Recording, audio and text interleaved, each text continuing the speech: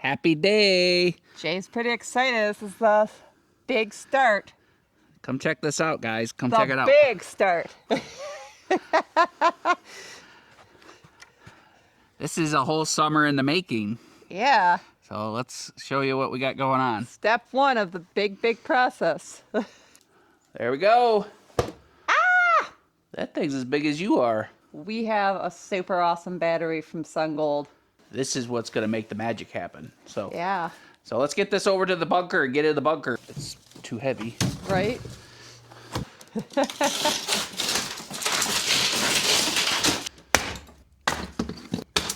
You need my help? We'll see. There we go. Watch your feet. Watch it. Mush! Good? Yeah.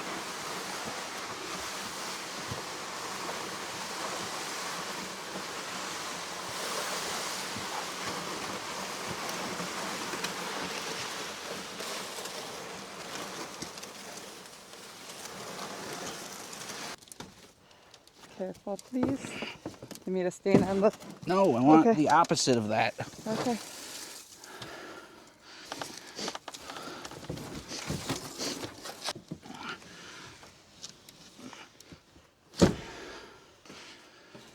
I don't know if this will work.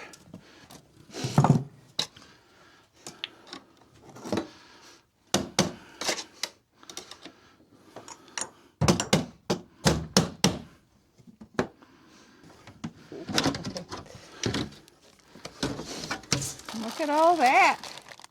The battery's under all the foam. Look at them thick cords. Pretty fancy. These are some heavy-duty cords. Mounting brackets. Mounting brackets for safety.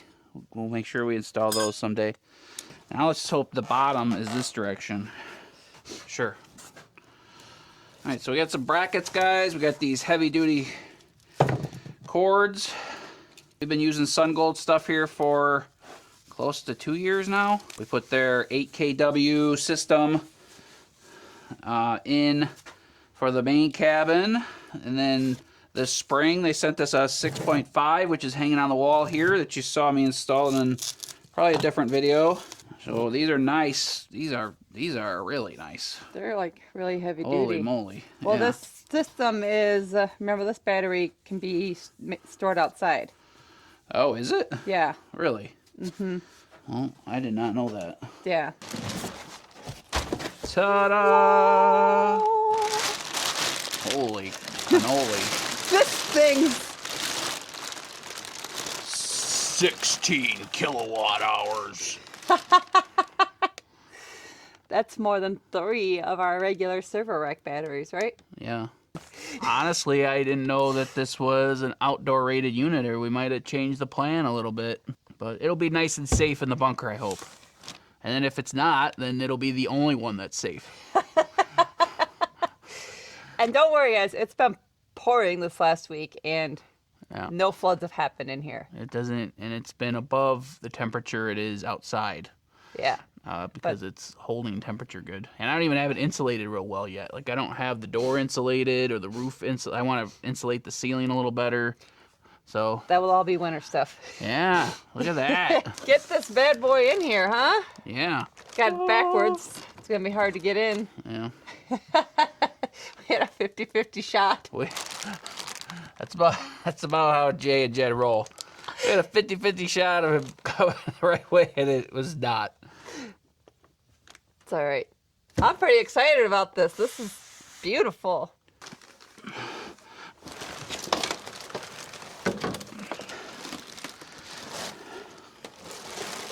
To get it rolling. There we go. Perfect. There's lots of handles on this. I like it. Because I could grab it here. I could grab it in the middle. Yeah, I can grab it up here. Yeah, so Jen can help. So that's something to think about, guys. Something to think about. Okay. You gotta be helping a little bit. I am. I'm scooting up and holding. Okay. Like I'm. Okay. Alright. I think it's getting caught on stuff. Nope. right. Whew. Look at that. Whew. That is a big battery.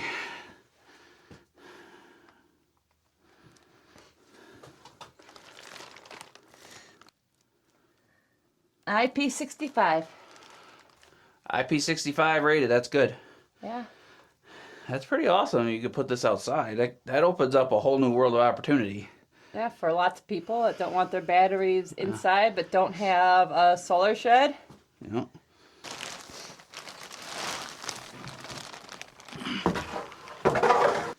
So again, I've told you this. This is 300 pounds. This weighs a little bit more than me.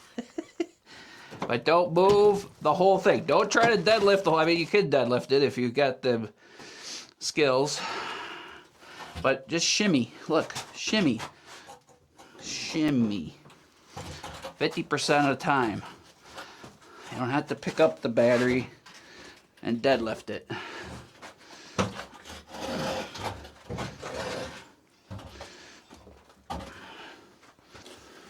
It's pretty tall. Glad that I... Oh, look at that. Huh. Huh. All right, guys, look at this.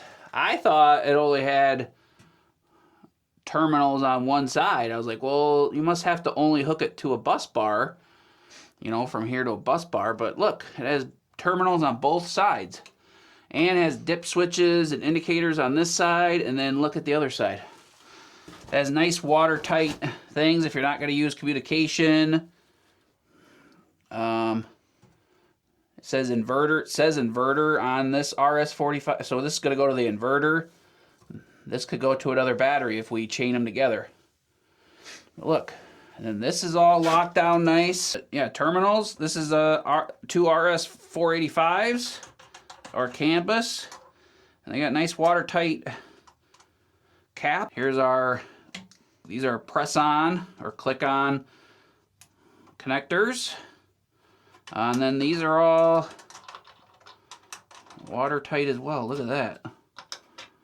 Look at that. That's fancy. They got a nice ring around it, or a nice O-ring or gasket. On-off switch. Dip switches. USB if you're going to hook to a computer, I think. But let's check out the other side. Ooh, that's fancy. It's a good thing you made the bunker big enough. Better if you would have made it short, you wouldn't have been able to fit this in there. I didn't think it was that tall, so it's gonna work out good. It'll work out good. Maybe I'll have to put it over here, and then I'll put our other batteries there with the bus bars, and then this bus bar will just go over there. That'll actually work good. Here's the other side, guys. Another IP67 rated cover for our breaker. There we go. There's the breaker to turn it on, which it says it's on, which is weird. So it should have been off, I would assume, but maybe they leave it on so it can monitor or something. Anyway, there's more connections, so we could daisy chain these together in parallel. Like I said, just stack them next to each other. That's going to make for a real clean install for people. So let's hook this up. Why not? Right? Yeah, hook it up, and then we just got to... Then Jay's just got to reconfigure all the solar panels, because we got to add the other 6, 10? Yeah. How many more we have? We're adding 6 more. So Jay's we'll have 18 panels total. Jay's got to add the other 6, but when he does that, it's got to be a whole... Yeah, I got to move the... I have all of the wires going toward the shed now. They got to come this way, so I got to reconfigure stuff. I have not determined whether I'm doing an array on top and array on bottom yet, like we have, or if I'm going to do like an east-west array, so the one gets more sun a little earlier. Anyway, let's get this bad boy in place and make sure it's level and safe. They do have a lot of bracketry for the back even too.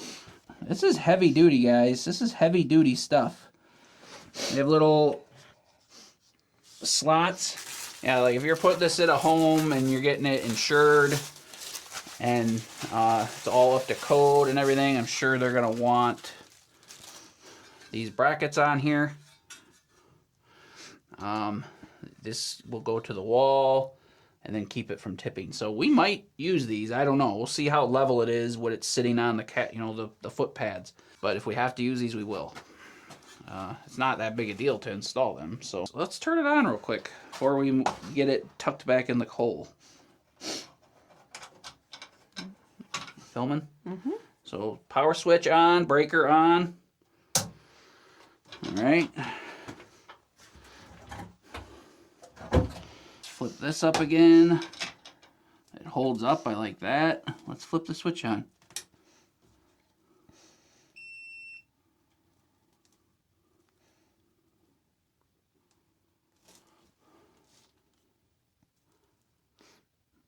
%. Touchscreen, I assume. Look at that. I have no idea what any of this means, unless you could go to different things. All the cells. It's on canvas pylon. RS485 Sungold power. Hope you guys can see that. Sorry, these cameras aren't. See, all you do is touch it and it moves to the next one. So this isn't super crazy. Just tells you everything you need. RS485 Sungold power. We'll put the inverter right there, the 6.5 kilowatt from Sungold, on Sungold, and it should communicate well. As you know, it should communicate good too. But there you go, 5 degrees Celsius. What is that? Double plus 28. Double, then add so 28. 38. So 38 degrees. It's pretty close. It's like 45 out, I think, right? Or 50 out now, probably. So it's just, this was in the barn and outside for a long time. It's so 51 today. Yeah, Woohoo! It's a heat wave. Yeah, so that's going to acclimate. It's just going to take time because it's been in the barn.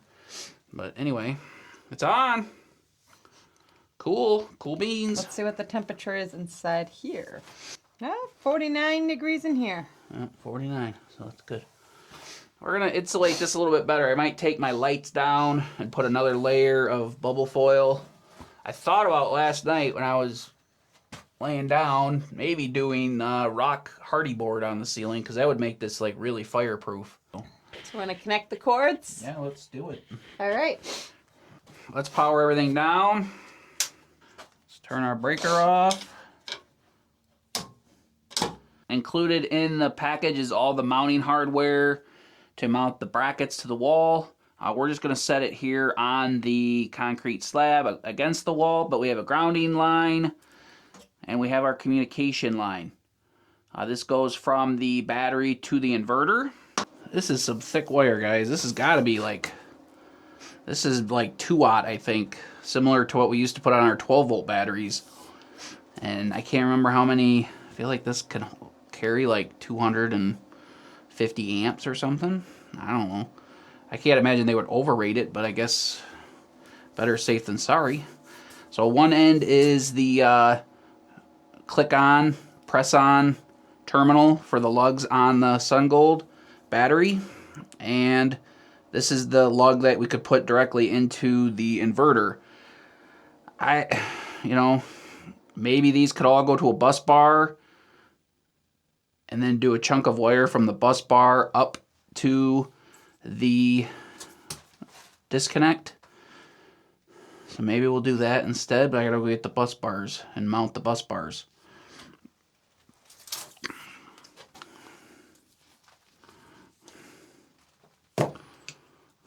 Let's do that. Let's go get those bus bars off of the old system.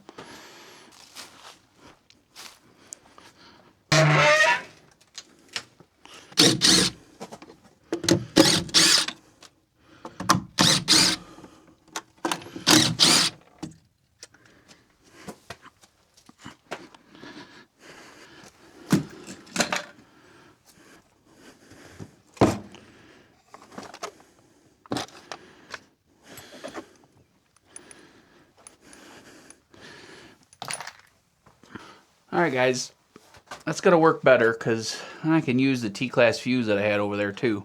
So this was the setup that was on the mini cabin when we had the Sungold inverter over there for a while.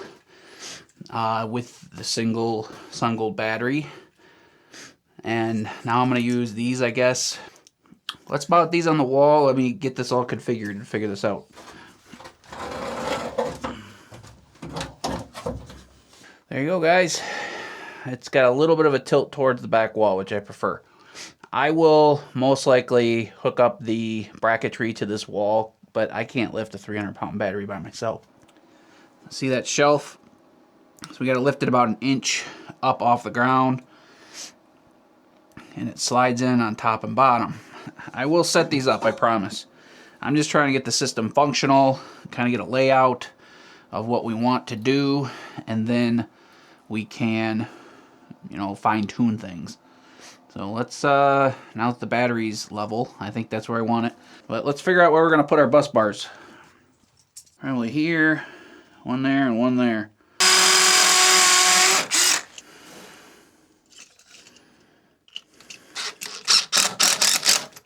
Alright guys, look at that.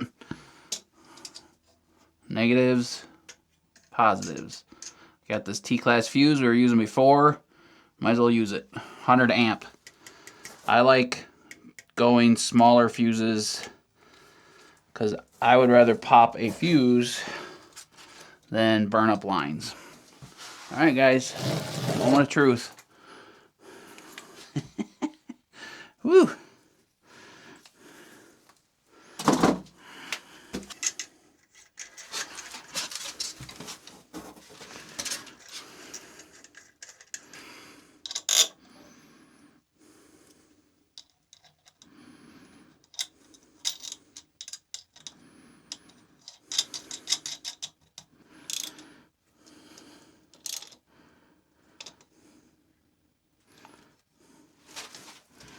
Alright guys, inverter's hooked up. Power going out. Breakers off. Bus bars, T-class fuse. I think we're all set. I think we're doing good. Now all we gotta do is clip these onto the battery and we're rocking and rolling. So the battery's turned off. Breaker off. Power switch off. Take these rubber protectors off.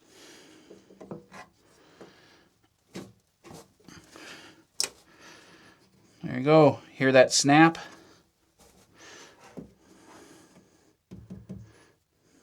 Good stuff. There we go. Got these little release buttons on the side. So we know that once it clips in, it's solid. These are just going to hang here until we figure it out. I could put the battery closer, but I think we're going to put more batteries here. If we need them. I mean, we got all the batteries in the solar shed. We're going to move over here. But we could pin these up, you know, pin these up on the wall out of the way. Like so. Moment of truth. Let's turn on the battery.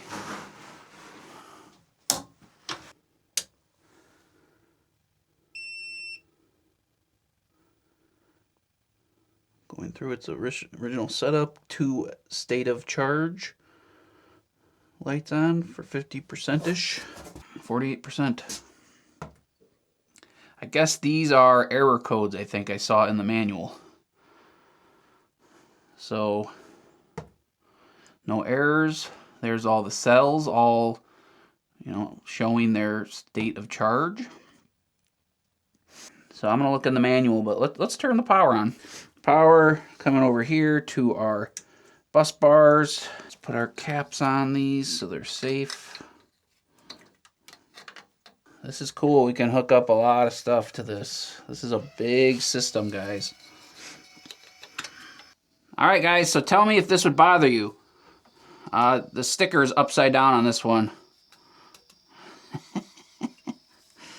Would that bother you? Would you flip it? Should I leave it there to see if you guys have a problem with it?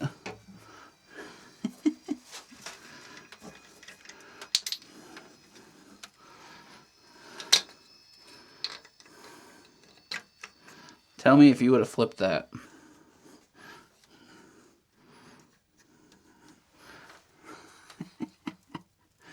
All right, we're all on. Power voltage to here, let's turn the breaker on.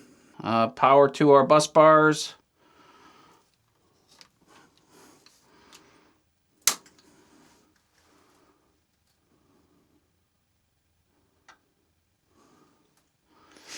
All right, power to our inverter. All our breakers up here off.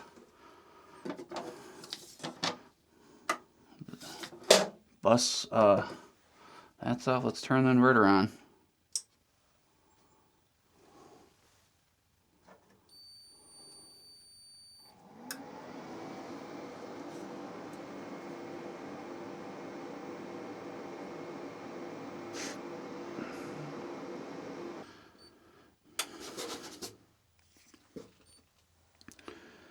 All right, so it says the inverter is on. It also says we have an alarm, fault code 58. That is a fault code 58 is a BMS communication error. Let me see. I think it's setting 32, 485. Let me double check the manual, guys. Be with you in a second.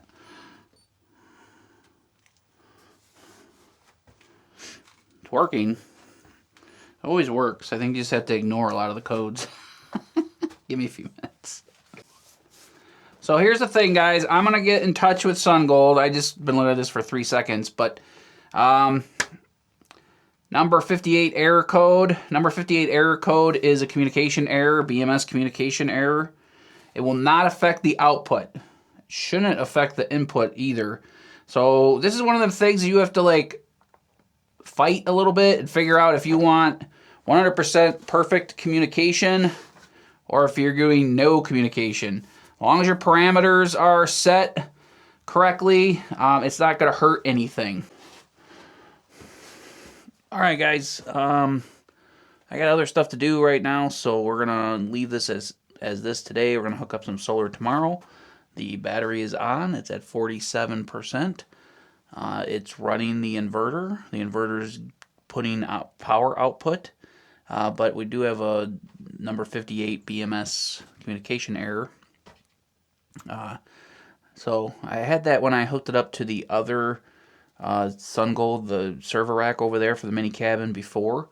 So maybe this just needs a software update. Maybe I'm doing something silly. So I will call too, but you know, this will work perfectly fine. Output, input. We're gonna work on solar tomorrow, and we'll get this whole system going. We'll just figure out the communication issues with it ASAP. All right. So thanks for hanging out with me. We'll catch you when we get things fixed 100%.